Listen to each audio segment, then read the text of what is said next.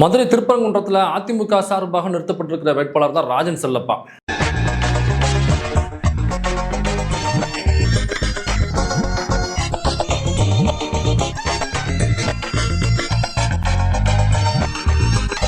ஆள் பார்க்கறதுக்கு கொஞ்சம் பொறி உருண்டை கணக்காக இருப்பா அப்படி. ஆனால் செய்கிற செயல்கள்லாம் பெரிய செயலாளப்பா செஞ்சுருக்க நீ. ஏதோ அன்னை தெரசா வீட்டுக்கு அடுத்த வீட்டுக்கார மாதிரியே முகரக்கட்டை வச்சுப்பா அப்படி.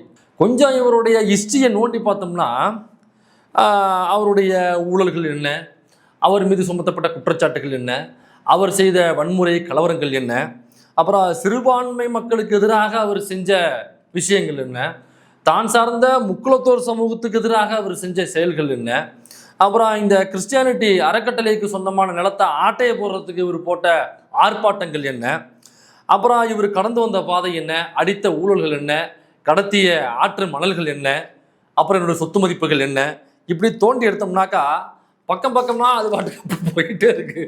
அதனால இன்றைக்கு ஐயா ராஜன் செல்லப்பா அவர்கள் கடந்து வந்த பாதை என்ன, உருண்டு வந்த பாதை என்ன அப்படிங்கிறதா இந்த வீடியோவில் நம்ம பார்க்க போறோம்.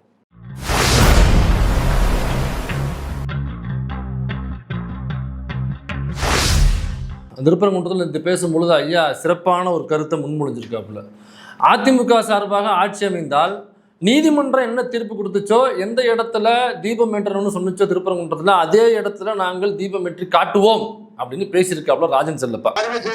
சொன்ன மாதிரி நம்ம திருப்பரங்குன்றத்துல தீபம் ஏற்றணும். ஏன்னா அதுதான் உண்மை. திருப்பரங்குன்றத்துல தீபம் ஏற்றணுன்ற எண்ணத்தோட போறோம். உயர் நீதிமன்ற ஆணை இது, அந்த ஆணையை நிறைவேற்றுகிறோம். அப்படி ஏத்தணும்னா நீங்க எல்லாரும் உள்ள போய் சின்னத்துல முத்திரை குத்திடலாம். சரி, நீதிமன்றம் எங்க தீபத்தை கொளுத்த சொன்னிச்சு? அப்ப இதனால் வரைக்கும் தீபமே கொளுத்தலையா திருப்பரங்குன்றத்துல? அது எல்லா மக்களுமே தெரியும். எல்லா வருடங்களும் காலங்காலமாக திருப்பரங்குன்றத்துல எங்க ஏற்ற வேண்டும் என்று ஆகமம் சொல்லுகிறதோ அந்த ஆகமம் சொல்லிய இடத்துல தான் வருடா வருடம் அங்க தீபம் ஏற்றுக்கிட்டு இருக்காங்க. அதிமுக பீரியட்லயும் அப்படிதான், திமுக பீரியட்லயுமே அப்படிதான். அதிமுக பீரியட்ல எம்ஜிஆர் இருக்கும் பொழுதே இதே ஒரு வழக்கு போட்டாங்க. அங்கே ஏற்றக்கூடாது, வேறொரு இடத்துல ஏற்றணும்னு சொல்லிட்டு இது இந்து முன்னணி RSS கும்பல் வழக்கு போட்டுச்சு. எம்ஜிஆர் தலைமையிலான அரசு நடக்கும் பொழுது அப்போ அரசு வழக்கறிஞராக ஆஜரானவர் கூட இல்லை காலங்காலமாக இந்த இடத்துல தான் ஏற்றுறது, ஆகமும் இந்த இடத்துல ஏற்றணும்னு சொல்லுது, அதனால யாரோ 4 பேர் வந்து சொல்கிறாங்க அப்படிங்கிறதுக்காக அவங்களுக்கு ஆதரவாக நம்ம இன்னொரு இடத்துல ஏற்ற முடியாது அப்படின்னு சொல்லி எம்ஜிஆர் காலத்திலையும் இதே போன்று வழக்கு போட்டதற்கு எதிராக அன்றைய அரசு வழக்கறிஞர் அங்கே ஏற்ற முடியாது என்று சொல்லி தீர்ப்பு வாங்கியிருக்காங்க. அதுக்கப்புறம் ஜெயலலிதா இருக்கும் பொழுது வழக்கு நடந்திருக்கு. அப்பையும் அந்த பழைய இடத்துல தான் ஏற்றணும் அப்படிங்கிற தீர்ப்பு தான் வழங்கப்பட்டிருக்கு. அது இப்போ வழக்கம் வந்திருக்கு. இப்போவும் அதே தீர்ப்பு தான் வாங்கியிருக்காங்க. அதனால எம்ஜிஆர் அவர்களுக்கு எதிராக, ஜெயலலிதா அவர்களுக்கு எதிராக ஐயா ராஜன் செல்லப்பா அவர்கள் இப்போ பரப்புரையில் பேசும் பொழுது நாங்கள் நீதிமன்றம் சொன்ன இடத்தில் தீபத்தை ஏற்றுவோம் அப்படின்னா அவர் எம்ஜிஆருக்கு எதிராகவே பேசியிருக்காரு, ஜெயலலிதா அவர்களுக்கு எதிராகவே பேசியிருக்காரு. குறிப்பாக இஸ்லாமிய மக்களுக்கு எதிராக ஒரு கலவரத்தை, வன்முறையை தூண்டும் வேலையை அந்த பேச்சில் ஐயா வேலை பார்த்துருக்காப்புல. அப்போ இல்லை காலங்காலமாக ஏற்றக்கூடிய இடத்துல ஏற்றலை அப்படின்னு ஐயா ராஜன் செல்லப்பா பேச வந்தாருனாக்கா, அப்போ ராஜன் செல்லப்பா திருப்பரங்குன்றம் கோயிலுக்கே போனதில்லை. திருப்பரங்குன்றம் கோயிலுக்கும் போகல, அவர் பக்கத்தில் உள்ள இஸ்லாமிய வழிபாட்டு தர்காவுக்கும் அவர் போகலை. அப்போ இந்த பகுதியில் அவருடைய தொகுதியில் இருக்கிற ஒரு வழிபாட்டு தலத்துக்கே போகாத ராஜன் செல்லப்பா எப்படி நீதிமன்றம் சொன்ன இடத்துல நாங்கள் ஏற்றுவோம் அல்லது ஏற்ற வைப்போம் அப்படிங்கிற பேச்சு எப்படி கொடுப்பாரு? ஏன்னா ஐயா கடந்த 5 வருஷமா கதவு பூட்டிக்கிட்டு வீட்டுக்குள்ளே ஏசியை போட்டுக்கிட்டு வீட்டுக்குள்ளே இருந்தவர் கதவை திறந்து விட்டு வெளியிலே வரல. இப்போ தொகுதி மக்கள்கிட்ட போய் பேசினோம்னா தொகுதிக்கு ஐயா 5 வருஷமாக எங்கேயும் வரவே இல்லை. அவரு நாங்களும் பூத கண்ணாடியெல்லாம் வச்சு பார்த்தோம், எங்கேயாவது தூரமாகரமாக வருவார் போட்டுன்னு பார்த்தோம், ஐயா தொகுதிக்கு எட்டி கூட பார்க்கல. அதனால தான் திருப்பரங்குன்றம் இஷ்யூ நடக்கும் பொழுது ஐயா ராஜன் செல்லப்பா ஏதாவது ஸ்டேட்மெண்ட் சொல்லியிருப்பாரு அப்படின்னு எடுத்து பார்த்தோம்னாக்கா திருப்பரங்குன்றம் இஷ்யூவில் அந்த இஷ்யூவை தொடர்ந்து அந்த பகுதியினுடைய எம்எல்ஏவாக இருக்கக்கூடிய இருந்த ராஜன் செல்லப்பா ஒரு பேச்சு, ஒரு மூச்சு கூட விடலை. இப்போ இதை விட்டு என்ன சொல்கிறாருனாக்கா, திருப்பரங்குன்றத்தில் நாங்கள் ஆட்சிக்கு வந்தால் நீதிமன்றம் எங்கே சொல்லுதோ அங்கேயே நாங்கள் விளக்கேற்றுவோம் அப்படின்னாக்கா, நீதிமன்றத்துக்கிட்ட இந்த இடத்துல விளக்கேற்றணும், தீபம் ஏற்றணும் அப்படின்னு சொல்லி கேட்டது இந்து முன்னணி அமைப்பை சார்ந்தவர்கள். இந்து முன்னணி அமைப்பு யாருன்னு நமக்கே தெரியும். அவனுக்கு இந்து முஸ்லீம் கலவரத்தை எங்கேயாவது தூண்டி விட்டு 2 பேரும் அடிச்சுக்கிட்டு சாகணும், வெட்டிக்கிட்டு குத்திக்கிட்டு சாகணும். அதன் மூலமாக ஒரு போலரைசைஸ் பண்ணி அவன் அந்த இந்து முஸ்லீம் கலவரத்தின் வழியாக உள்ள ஊரை பார்ப்பான். அவன் தான் இந்து முன்னணி அமைப்பு. அந்த இந்து முன்னணி அமைப்பு சங் பரிவார் அமைப்புல இருந்து ஒருத்தவன் வழக்கு போடுறான். எங்கன்னாக்கா காலங்காலமாக ஏற்றக்கூடிய இடத்துல ஏற்றக்கூடாது, புதுசாக அங்கே பக்கத்தில் தர்கா இருக்குல்ல, அந்த தர்கா செவுத்த ஓட்டினாப்புல ஏற்றணும்னு சொல்லிட்டு அவன் போய் மனுவை போடுறான். அப்போ அப்படி ஏற்றுறதுக்கு அனுமதி கொடுத்தாக்கா மிகப்பெரிய இந்து முஸ்லீம் கலவரம் இங்கே வெடிக்கும். அயோத்தியில் நடந்தது மாதிரி ஏகப்பட்ட இஸ்லாமிய ஏகப்பட்ட இந்து மதத்தை சார்ந்த நண்பர்கள் இறந்து போவாங்க. அதில் கலவரம் வந்துச்சுனாக்கா அப்போ இறப்புங்கிறது நடக்க தானே செய்யும். அப்போ நாங்கள் வந்து அங்கே ஏற்றுவோம்னாக்கா அப்போ ஐயா ராஜன் செல்லப்பா அவர்கள் ஹிந்து முஸ்லீம் கலவரம் வரட்டும் அப்படின்னு எதிர்பார்க்குறாரா அப்படிங்கிறது நமக்கு தெரியல. அடுத்ததாக ஐயா மீது உள்ள வழக்குகளை தோண்டி பார்த்தோம்னா 2011 ஐயா எலெக்ஷனில் நாமினியாக அவர் தாக்கல் பண்ணியிருக்காப்புல அஃபிடவிட். அப்போ மதுரை வெஸ்ட்னு நினைக்கிறேன், ஆமாம் மதுரை வெஸ்ட் நிற்கும் பொழுது அங்கே அப்போ மதுரை வெஸ்டினுடைய கேண்டிடேட்டாக ஐயா செல்லூர் ராஜ் அவர்கள் இருக்காப்புல. செல்லூர் ராஜ் யாருன்னே தெரியும், அவர் வந்து மிகப்பெரிய விஞ்ஞானி, அந்த தெர்மாக்கோல் விஞ்ஞானி அப்படின்லாம் உங்களுக்கு தெரியும். அதனால் அவரை பற்றி நம்ம அதிகமாக அறிமுகம் தர தேவையில்லை. அவர் தான் அன்றைய வேட்பாளர். அன்றைக்கி நாமினியாக கொண்டு போய் தாக்கல் பண்ணவர் தான் அஃபிடவிட்டில் நம்ம ஐயா ராஜன் செல்லப்பா அவர்கள். அந்த அஃபிடவிட்டை கொஞ்சம் உருட்டி பார்த்தோம்னா ஒரு 4-5 வழக்குகள் ஐயா மேலே பதியப்பட்டிருக்கு. அதில் முக்கியமான வழக்கில் அவர் மேலே போட்ட செக்ஷன்ஸ், அந்த கிரைம் நம்பர் சொல்கிறேன், 1677/2006 இதான் கிரைம் நம்பர். நீங்கள் வேணால் செக் பண்ணிக்கலாம். அதில் மதுரை சவுத் கேட் போலீஸ் ஸ்டேஷனில் இது பதிவு செய்யப்பட்டிருக்கு. அதில் பதிவு செய்யப்பட்ட செக்ஷன்ஸ் பார்த்தீங்கன்னா எதுவும் சாதாரண செக்ஷன்ஸ்லாம் இல்லை. Section IPC 147. இப்போ ஐபிசி 147 என்ன சொல்லுதுன்னா, prescribes the punishment for reacting defined as using force or violence during an unlawful assembly. Offenders face imprisonment up to 2 years, a fine or both அப்படின்னு சொல்லுது. வன்முறையை உருவாக்குவது, கலவரத்தை தூண்டும் வகையில் நடப்பது அப்படிங்கிறத சொல்லுது. அப்போ ஆட்களை திரட்டிட்டு போய் ஒரு கலவரம் வன்முறையை தூண்டுகிற வேலையை எங்கேயோ பார்த்துருக்காப்புல. அதில் தான் 147 இவங்க மேலே போட்டிருக்காங்க.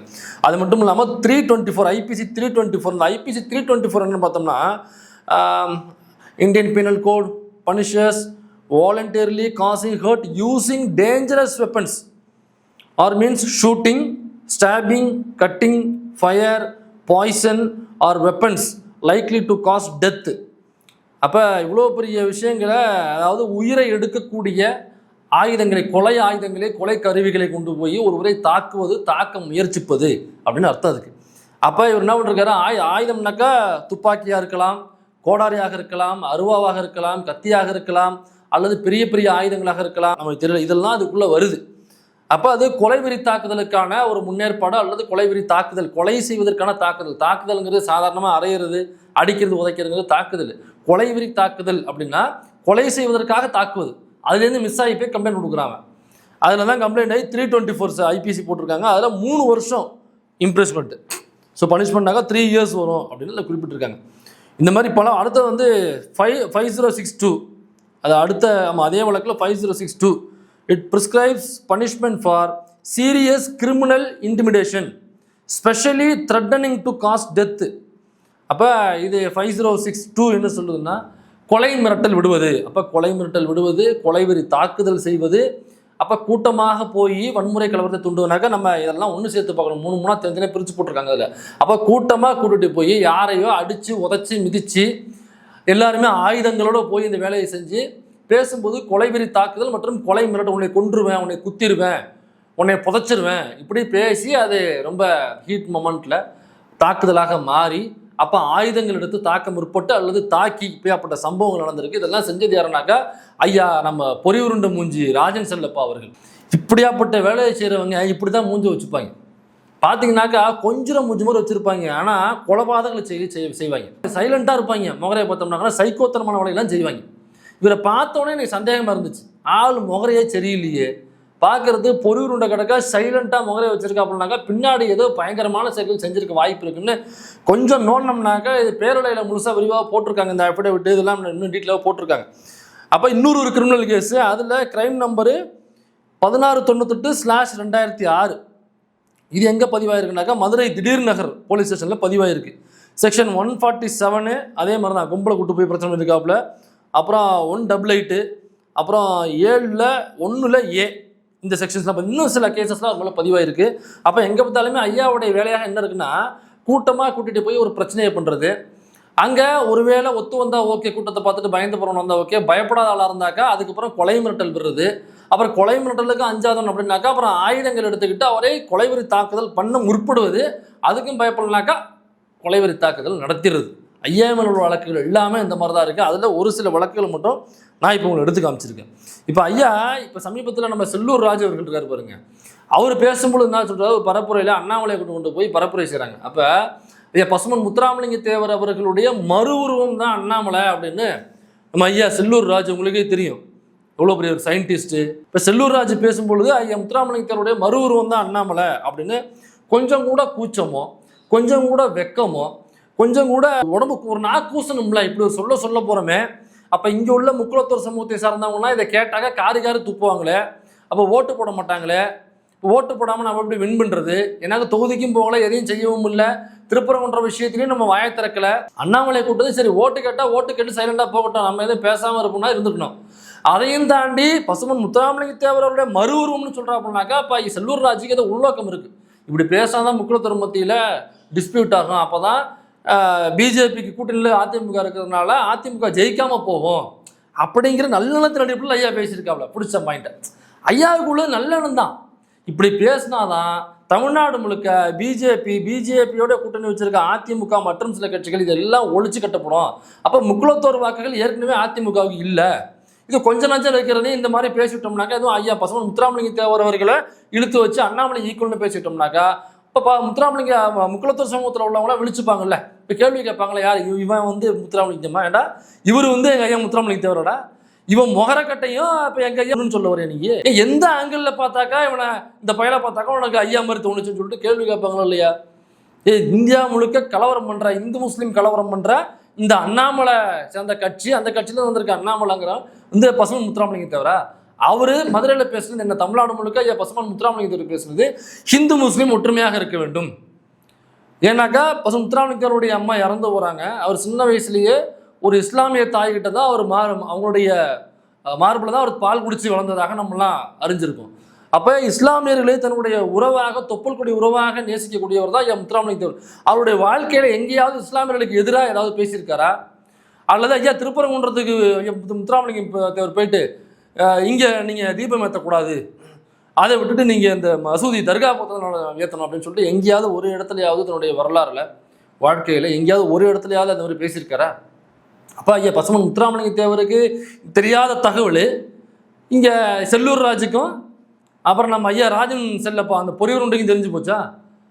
அவர் எவ்வளோ பெரிய பக்தர், எவ்வளோ பெரிய முருக பக்தர், அவர் போகாத முருகன் கோயிலே கிடையாது, அவ்வளோ பெரிய பக்தர். அப்போ அவ்வளோ பெரிய பக்தர் அப்போ திருப்பரங்குன்ற கோயிலுக்கு போனதே கிடையாதுன்னு சொல்ல வரீங்களா? மதுரைக்கு ஒட்டினாப்பில் இருக்கிற கோயிலுக்கே போனது கிடையாதா? மருதமலை கோயிலுக்கே போனவர், அந்த கோயிலுக்கே செஞ்சவர், அப்போ திருப்பரங்குன்ற கோயிலுக்கு போனதே கிடையாதுன்னு சொல்ல வரீங்களா? ஒரு அழகாக இந்த ஒரு கோயிலுக்கு பக்கத்தில் மசூதி இருக்குது, இதான் இந்து முஸ்லீம் ஒற்றுமைன்னு சொல்லி பாராட்டியிருப்பார் அவர். ஒருவேளை உண்மையாக இப்போ பசுமன் முத்துராமலிங்க தேவர் அவர்கள் உயிரோடு இருந்திருந்தா செல்லூர் ராஜன் நேரம் பேசிட்டு காரை விட்டு இறங்கியிருக்க முடியுமா? இல்லை ஐயா தான் சும்மா விட்டுருப்பார் ஐயா பசுமன் முத்துராமலிங்க தேவர்? அல்லது அவரை நேசிக்கக்கூடிய மக்கள் விட்டுருப்பாங்களா? கேள்வி கேட்டிருப்பாங்கன்னு சொல்ல வர்றேன்.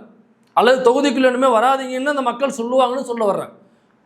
இதே மாதிரி ஐயா இவர் ராஜன் செல்லப்பா பேசும் பொழுது பசுமன் முத்துராமலிங்க தேவர் இருந்ததாக்கா நான் போய் நாங்கள் ஜெயிச்சாக்கா இதே மாதிரி நாங்கள் விளக்கேற்றுவோம், நீதிமன்றம் சொன்னது மாதிரி அந்த இதுக்கு தர்காவுக்கு பக்கத்தில் நாங்கள் விளக்கேற்றுவோம் அப்படின்னு ராஜன் செல்லப்பா பேசிட்டு முத்துராமலிங்க தேவர் உயிரோடு இருந்தாக்கா அவர் பேச விட்டுருப்பாரா? அல்லது அவரை நேசிக்கின்ற மக்கள் பேச விட்டுருப்பாங்களா?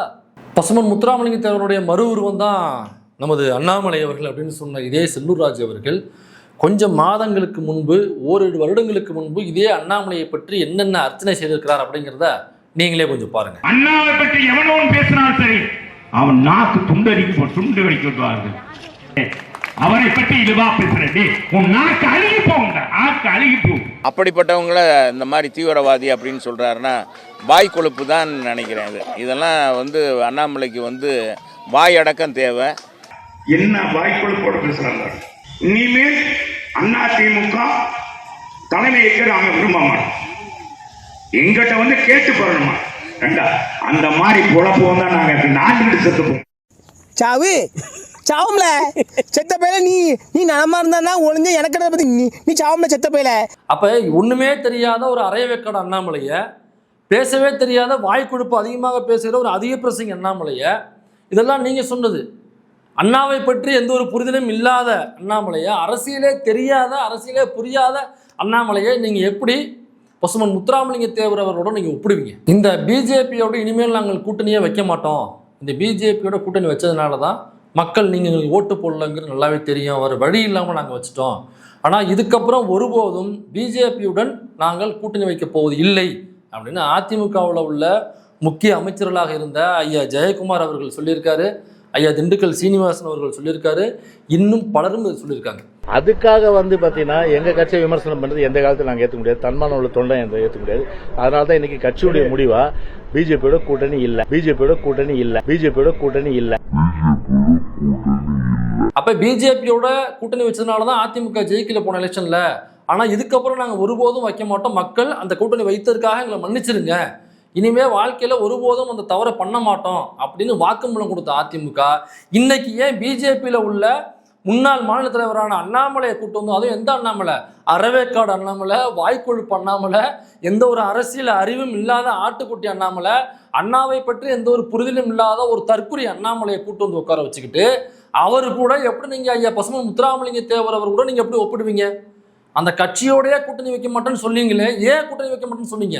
அப்ப ஐயா பசுமன் முத்துராமலிங்க தேவருடைய மறு உருவமாக அண்ணாமலை இருக்கும் பட்சத்துல அவர் தலைவராக இருந்த பிஜேபியோட ஏன் கூட்டணி வைக்க முடியாதுன்னு சொன்னீங்க? அப்ப அவர் ஐயா பசுமன் முத்துராமலிங்க தேவருடைய மறு உருவம்னா அவர் தலைவராக இருக்கும் பொழுதுதான் நீங்க சொன்னீங்க கூட்டணி வைக்க மாட்டோம் அப்படின்னு. அப்ப ஐயா பசுமன் முத்துராமலிங்க தேவர்கள் வந்து அவருடைய மறு உருவம் ஒரு கட்சியில தலைவராக இருக்காருனாக்கா அவர் கூட கூட்டணி வைக்க மாட்டேன்னு சொல்றீங்களா? அல்லது இல்லைங்க நாங்கள் ஏகப்பட்ட ஊழல் பண்ணியிருக்கோம், ஏகப்பட்ட குற்றச்சாட்டுகள் எங்கள் மேலே இருக்குது, ஏகப்பட்ட கேசஸ் இருக்குது, ஈடு எல்லாம் விட்டோம்னாக்கா அலேக்கா தூக்கி கொண்டு போய் பலேக்காங்களை உள்ளே வச்சுருவாங்க, அதனால் நாங்கள் பிஜேபியினுடைய கால்களை நக்கி கொண்டு பிழைக்க வேண்டிய கட்டாயத்துக்கு தள்ளப்பட்டோம் அப்படிங்கிறதுக்காக பிஜேபியோட கூட்டணி வச்சுருக்கீங்க. சரி, பிஜேபியோட கூட்டணி வச்சுருக்கீங்க, வைக்கல, அது மக்கள் பார்த்துப்பாங்க. ஓட்டு போடும் பொழுது அது குத்தணுமா அல்லது எத்தணுமா அப்படிங்கிறது அவங்க எடுக்கிற முடிவு. ஆனால் என் பசுமான் முத்துராமலிங்க தேவர் அவர்களை எப்படி ஓட்டுக்காக என்ன வேணாலும் பண்ணுவீங்க? ஓட்டுக்காக ஒரு மக்களுடைய தலைவராக கருதப்படுற என் முத்துராமலிங்க தேவரோட நீங்கள் ஈஸியாக இழிவுபடுத்திடுவீங்க. இழிவுபடுத்திட்டு அதே மக்கள் மத்தியில் நீங்கள் ஓட்டு கேட்பீங்க. என்னதான் தலைவர்கள் நம்ம இழிவுபடுத்தினாலும் அவங்களுக்கு அதெல்லாம் தேவையில்லை. கடைசி நேரத்தில் நம்ம என்னதான் அந்த 5 வருஷத்தில் அந்த தொகுதிக்கே எட்டி பார்க்காம இருந்தாலும், தொகுதிக்கு எதுவுமே செய்யாமல் இருந்தாலும், நம்ம மீது அவ்வளவு குற்றச்சாட்டுகள் இருந்தாலும், நாம் அவ்வளவு ஊழல் செஞ்சாலும், அவ்வளவு இந்த மக்களுடைய பணத்தை ஆட்டையை போட்டாலும், கடைசி நேரத்தில் போய் சாதியின் பேரை சொல்லி நான் உங்காலு தான் ஓட்டு போடுங்கன்னு ஏதோ கண்ணை கசக்கி ஓட்டு கேட்டோம்னாக்கா ஓட்டு போட்டுருவாங்க. ஈஸியாக மக்களை ஏமாத்திடலாம், அதுவும் இந்த சமூக மக்களை ஈஸியாக ஜாதியின் பேர் சொல்லி ஏமாத்திடலாம் அப்படிங்கிற நோக்கம் தானே செல்லூர் ராஜ் அவர்களுக்கும் நம்ம ஐயா ராஜன் செல்லப்பா அவர்களும் இருக்கணும். அடுத்ததாக ஐயா செஞ்ச ஒரு மிக பிரமாதமான ஒரு விஷயம் இருக்கு. யார்? நம்ம ஐயா பொறியூருண்டா இருக்காப்லையே ராஜன் செல்லப்பா 1987 ஒரு 7 ஏக்கரா நிலம்ங்க. அந்த நிலம் வந்து ஒரு கிறிஸ்தவ அறக்கட்டளைகளுக்கு சொந்தமான நிலம். அந்த நிலத்தை குத்தகைக்கு 3 வருஷம் குத்தகைக்குன்னு சொல்லி எடுக்கிறாரு. 3 வருஷம் சேர்த்து மொத்தமாக 6240 ரூபா. இது 7 ஏக்கர் நிலம் குத்தகைக்கு எடுத்து, அது 1.5 ஏக்கரா ஒன்று, இன்னொன்று 5.5 ஏக்கரா ஒன்று, 2 இருக்குது, மொத்தம் 7 ஏக்கரா. அந்த 7 ஏக்கரா வாங்கின என்ன பண்ணுறாருனாக்கா 3 வருஷம் சாகுபடி பண்ணுறாரு. அதுக்கப்புறம் 3 வருஷம் முடிஞ்ச பிறகு திரும்ப அது ரினியூவல் பண்ணுறாரு. அதுக்கப்புறம் திரும்ப ரினியூவல்னு போயிட்டே இருக்கு. அது எப்போ வரைக்கும் போகுதுனாக்கா 87 எடுத்தவர் 1999 வரைக்கும் ரினியூவல் பண்ணி அவர்கிட்டே தான் அந்த 7 ஏக்கரா நிலம் இருக்குது. அதுக்கப்புறம் என்ன நடக்குதுன்னா, அந்த கிறிஸ்தவ அறக்கட்டளை உள்ளவங்க, ஐயா இந்த வருஷத்தில் உங்களுக்கு புத்தகம் முடியுது, இனிமேல் ரினியூவல் பண்ண வேண்டாம், ஏன்னா எங்களுக்கு அந்த நிலம் தேவைப்படுது, அங்கே வந்து நாங்கள் இங்கே பள்ளிக்கூடம் கட்டலான்னு இருக்கோம், நிறைய இங்கே மாணவர்களுக்கு படிப்பு தேவைப்படுது, அதனால் இந்த பகுதியில் உள்ள மாணவர்கள் படித்து பயன்பெறும் வகையில் எங்கள் அறக்கட்டளை சார்பாக நாங்கள் இங்கே ஒரு பள்ளிக்கூடம் கட்டலான் இருக்கோம் அப்படின்னு போய் நிலத்தை கேட்குறாங்க. அப்போ அவ்வளவு குழந்தைகளுக்கு பள்ளி மூலமாக கல்வியை கொண்டு சேர்க்கணும். ஏன்னாக்கா பள்ளிக்கூடம் படிக்கிறது ரொம்ப தூரம் போகிறாங்க இங்கேருந்து, அதனால் இந்த இடத்துல கட்டினோம்னாக்கா இங்கே உள்ள சுற்றி இருக்கிற மாணவர்கள் இந்த பள்ளியில் சேர்ந்து பயன்பெறுவாங்க, படித்து அடுத்தது வேற ஒரு இடத்துக்கு முன்னேறுவாங்க, அரசு வேலைகளுக்கு போவாங்க அப்படின்னு நல்ல எண்ணத்தில் அந்த கிறிஸ்தவ அறக்கட்டளை சார்ந்தவங்க போய் கேட்டாக்கா ஐயா என்ன திரும்ப பதில் சொல்லியிருக்காரு, இல்லைங்களே நான் தர முடியாதுங்களே, அதை நான் செலவு பண்ணுறேன் அப்படின்னு இருக்காப்புல. எது 7 ஏக்கரா நிலம் கொடுத்தவங்க கொண்டு போய் ஏமா குத்தைக்கு தானப்பா வாங்கினேன், இத்தனை வருஷம் ஆச்சு நான் பள்ளிக்கூடம் கட்ட போகிறேன்னு சொல்லிட்டு போய் கேட்கும் பொழுது நிலத்தை தர முடியாதுன்னு சொல்லி தகராறு பண்ணியிருக்காப்புல. ஒருவேளை அந்த கேஸ் எல்லாம் அதன் மூலமாக விழுந்த கேஸாக இருக்குமா, ஏன்னாக்கா கும்பலாக கூட்டு போயிருக்காப்புல, கொலை மிரட்டல் விட்டுருக்காப்புல, கொலைவெறி ஆயுதங்களோடு போய் தாக்குதல் செய்ய முயற்சி பண்ணியிருக்காப்புல, அல்லது தாக்குதல் பண்ணியிருக்காப்புலங்கிறது கேஸு. இங்கே குத்தகைக்கு 7 ஏக்கரா நிலம் அப்போ தர முடியாதுன்னு சொல்லியிருக்காப்புல. ஒருவேளை இதுக்காக போனால் நமக்கு என்னன்னு தெரியல, சம்மந்தப்பட்ட நபர்கள் விளக்குனீங்கன்னா நமக்கு தெரியும், நமக்கு என்னங்கிறது தெரியல. அப்போ இவர் போய் கேட்கும்போது கொடுக்க முடியாதுன்னு சொல்கிறாரு. ஏன்னா அந்த 7 ஏக்கரா நிலத்தில் விவசாயம் பண்ணிக்கிட்டு இருக்கேன் நான், அப்போ நான் எப்படி தர முடியும் அப்படின்னு சொல்கிறாப்புல. 7 ஏக்கரா வாங்கி 7 ஏக்கராவிலையும் விவசாயம் பண்ணுறாரா அப்படின்னா இல்லை. அவர் பண்ணுற விவசாயம் என்னென்னா, அதில் 7 ஏக்கராவில் வெறுமனே 1 ஏக்கராவில் மட்டும் சோளம் போட்டிருக்காப்புல.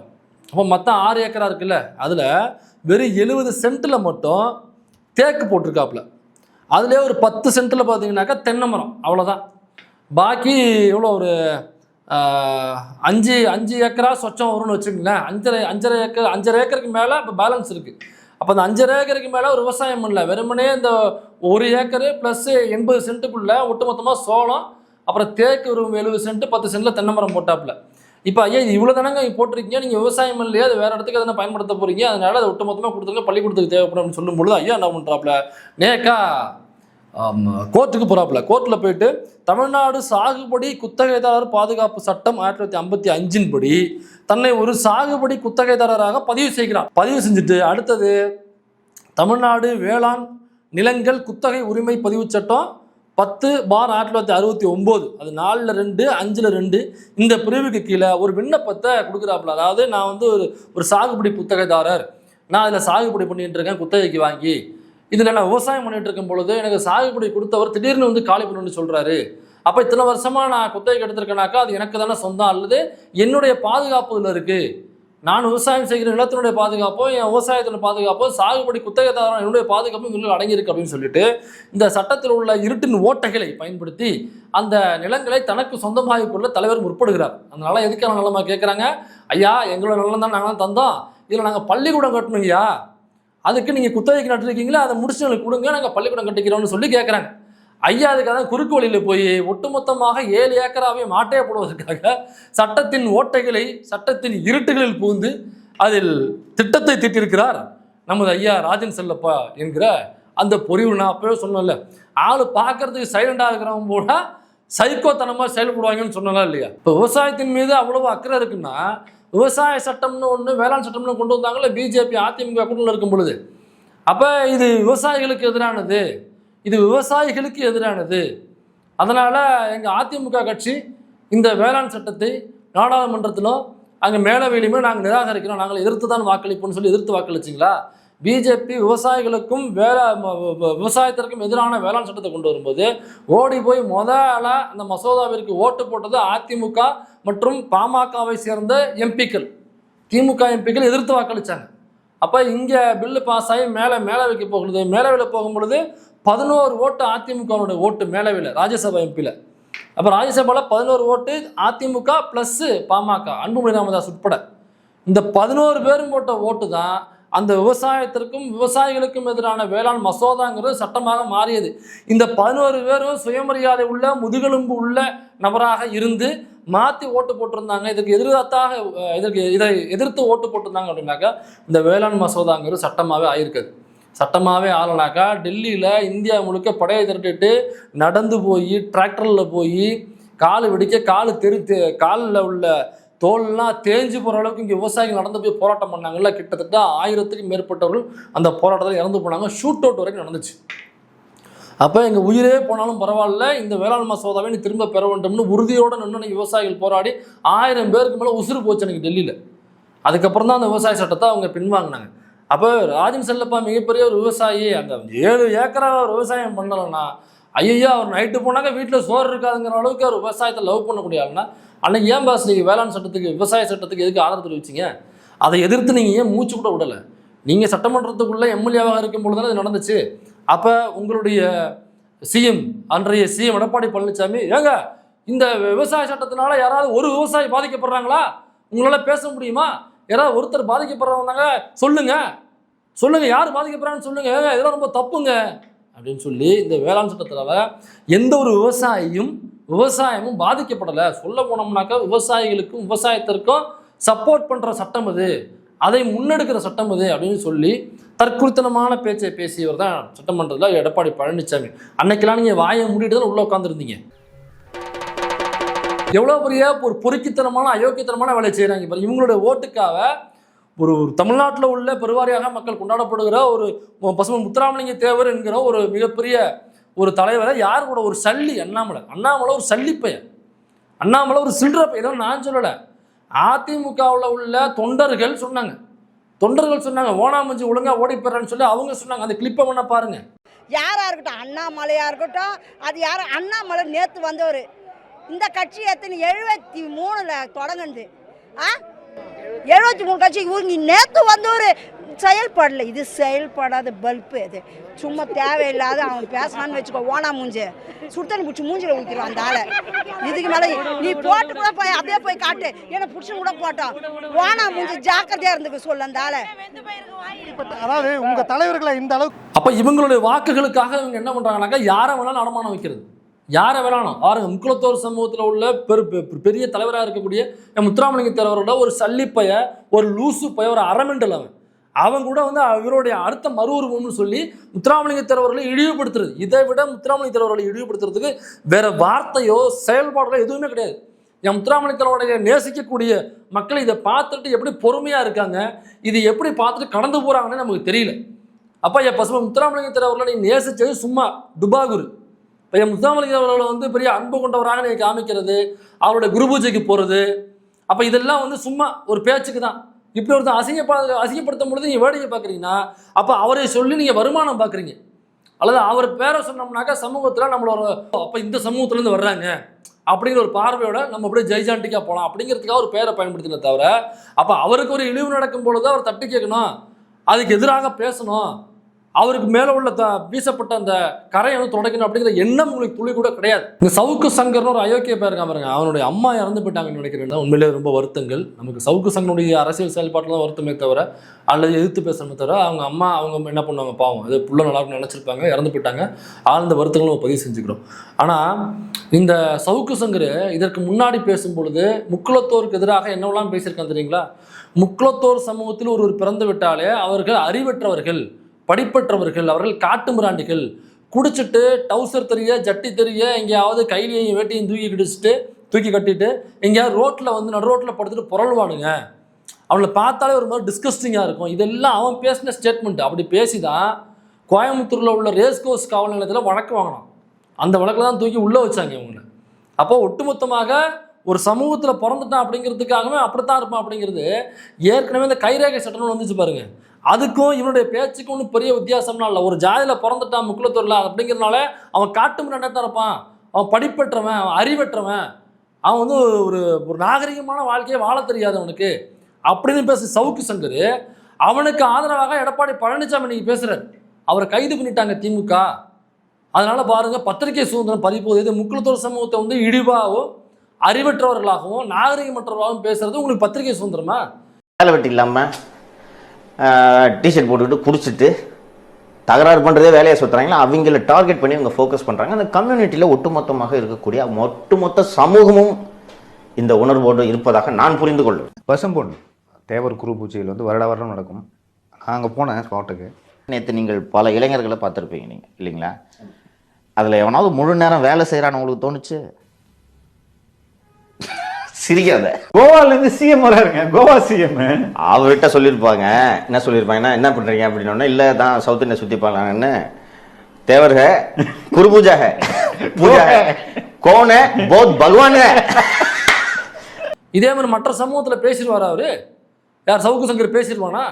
அப்போ எப்படி முக்குலத்தோர் சமூகத்துக்கு எதிராக பேசுகிறவனை எப்படி என்னோட வீட்டில் பெண்களை பற்றி பேசும்பொழுது அவனை கைது பண்ணும் பொழுது இந்த ஐடி விங் வந்துச்சா, ஏடிஎம்கே ஐடி விங்கு, அதே ஏடிஎம்கே ஐடி விங்கு, அதே ஏடிஎம்கே வழக்கறிஞர் சங்கம், யார் சவுக்கு சங்கர் இப்படி முக்குலத்தோர் சமூகத்துக்கு எதிராக பேசிட்டு கைதாகும் பொழுது அவனை பெயில் எடுக்கிறதுக்கு அந்த வழக்கு சம்பந்தமாக போய் வாதாடுவதற்கு போனது யாருனாக்கா அதே ஐடி விங்கும் அதே வழக்கறிஞர் அணியும் தான் அங்கே போய் நிற்கிது. அப்போ ஒட்டுமொத்த அதிமுகனாக்கா முக்குலத்தோர் சமூகத்தை இழிவுபடுத்துறது. முக்குலத்தோர் சமூகத்துலேருந்து வர்றவங்களை ஒன்று தலைமைக்கு கீழே தான் இருக்கணும், அதில் இருந்தாங்கன்னாக்கா அவங்கள காலி பண்ணி விட்டுறணும். அப்போ முக்குலத்தோர் சமூகம் திரும்ப மேலே வரக்கூடாது, அவங்களுக்கு ஏதோ இப்படி கொடுத்து விட்டு தூக்கி போகிற மாதிரி தூக்கி போட்டு அவங்களை அங்கேயே வச்சுக்கணும். அதற்கு வாலாட்டி கொண்டு முக்குலத்தோர் சமூகத்திற்கு நேர்மையாக இல்லாமல் அந்த பதவிக்கும் காசுக்கும் ஆசைப்பட்டு யார் இருக்காங்களோ அவங்களுக்கு சின்னதாக ஒரு பதவியை போட்டுறது. இல்லை ஒருவேளை இல்லைங்க எங்களுக்கு முக்குலத்தோர் சமூகத்தின் மீது பெரிய அக்கறை உண்டுன்னா முக்குலத்தோர் சமூகம் உட்பட பிசி எம்பிசியில் உள்ள மக்கள் மருத்துவ மேல் படிப்பு போகிறதுக்கான இடஒதுக்கீடை இதே பிஜேபி கவர்மெண்ட்டை தடை செய்யும் பொழுது, அந்த ரிசர்வேஷன் கிடையாதுன்னு சொல்லும் பொழுது, எஸ்சி/எஸ்டிக்கு உண்டு, இடபிள்யூஎஸ் உண்டு, நடுவில் உள்ள பிசி எம்பிசி மட்டும் கிடையாது, முக்குலத்தோர் சமூகம் உட்பட உள்ள பிசி எம்பிசிக்கு. அப்போ இதை எதிர்த்து கோர்ட்டுக்கு போனது யாருனாக்கா திமுக தான் கோர்ட்டுக்கு போச்சு. திமுகவோட வில்சன் தான் இதை போய் வாதாடி இதை திரும்ப பெற்று வந்தார். அப்போ இந்த இடஒதுக்கீடு இருந்தால் தான் மருத்துவ மேல் படிப்பில் முக்குலத்தூர் கமிட்டிலேருந்து ஒருத்தவங்க டாக்டருக்கு படிச்சிட்டாங்கனாக்கா திரும்ப மேல் படிப்புக்கு அவங்க போகும்போது அந்த இடஒதுக்கீடை பயன்படுத்தி ஒரு 2 டாக்டர் 3 டாக்டர் அதிகமாக படிப்பாங்க மேல் படிப்பில், மருத்துவ மேல் படிப்பு. அந்த ரிசர்வேஷன்லாங்க படிக்க முடியாது, அவன் திரும்ப அந்த பார்ப்பனர்கள் எல்லா இடத்துலையும் உட்காந்துருப்பாங்க. அப்போ இந்த இடஒதுக்கீடு காலி பண்ணும் பொழுது அதிமுக வாயை மூடிட்டு உட்காந்துச்சு. இந்த 9 துவாரங்கள்லையும் நல்லா இதில் பஞ்சு கிஞ்செல்லாம் வச்சு அடைச்சிட்டு அமைதியாக உள்ளே உட்காந்துருந்த கட்சி தான் அதிமுக. அப்போ தொடர்ந்து முக்குலத்தூர் கம்யூனிட்டிக்கு எதிராக செயல்படுற அந்த பிஜேபி கூட கூட்டணி வச்சிருந்த அதிமுக இன்னைக்கு முக்குலத்தூர் சமூகத்தினுடைய தலைவராக இருந்தப்போ ஒட்டுமொத்த தமிழ்நாட்டு மக்களும் தூக்கி கொண்டாடுற ஐயா முத்துராமலிங்க. ஏன்னா ஐயா முத்துராமலிங்க தன்னுடைய அரசியல் நிலைப்பாட்டில் எனக்கு அங்கங்கே விமர்சனம் இருக்குங்கிறது வேற அரசியல் விமர்சனம். ஆனால் ஒரு ஜாதியில் ஒருவர் பிறந்துட்டாரு அப்படிங்கிறதுக்காகவே அந்த மக்கள் எல்லோரும் காட்டு மிராண்டி அநாகரிகமானவங்க, அவங்களுக்கு வந்து பழக்க வழக்கம்னா என்னன்னு தெரியாது. அவங்க இது பிஜேபி சொன்னதில்லை. அது ஒடிசாவில் எலெக்ஷன் நடக்கும் பொழுது தமிழருடைய உணவு பழக்க வழக்கங்களை கிண்டல் பண்ண தான் பிஜேபி. நம்ம என்ன பண்ணுவோம்னாக்கா வாழை இலை போட்டு சாப்பிடுவோம். விருந்தாளிகள் வந்தாலோ இல்லை நம்ம வீட்லேயோ பொதுவாக சாப்பிடும்போது வாழை இலை போட்டு தான் சாப்பிடுவோம். அப்போ இவங்க வாழை இலையில் சாப்பிட்றது என்ன நம்ம கிண்டல் பண்ணாங்க. அதுவும் பொதுவாக நம்ம பெரும்பாலும் பார்த்தீங்கன்னாக்கா பழைய சோறு சாப்பிடுவோம். முதல் நாள் மிச்சதை தண்ணி ஊற்றி வச்சுருவோம், மறுநாள் பழைய சாப்பிடுவோம். இவங்க நம்ம வாழை இலையை போட்டு சாப்பிட்றதையும் நம்ம சாப்பிட்ற பழைய சோறையும் இவங்க எப்படி நம்ம கிண்டல் பண்ணாங்க. தமிழர்கள் என்றாலே நாகரிகம் இல்லாதவர்கள், தமிழன் என்றாலே அவன் காட்டு மிராண்டி என்று அங்கே ப்ரொஜெக்ட் பண்ணவங்க பிஜேபி. இது விளம்பரமாக பண்ணி எல்லா சேனலையும் ஒளிபரப்புனாங்க. அந்த வீடியோ கிளிப் நீங்கள் பாருங்க.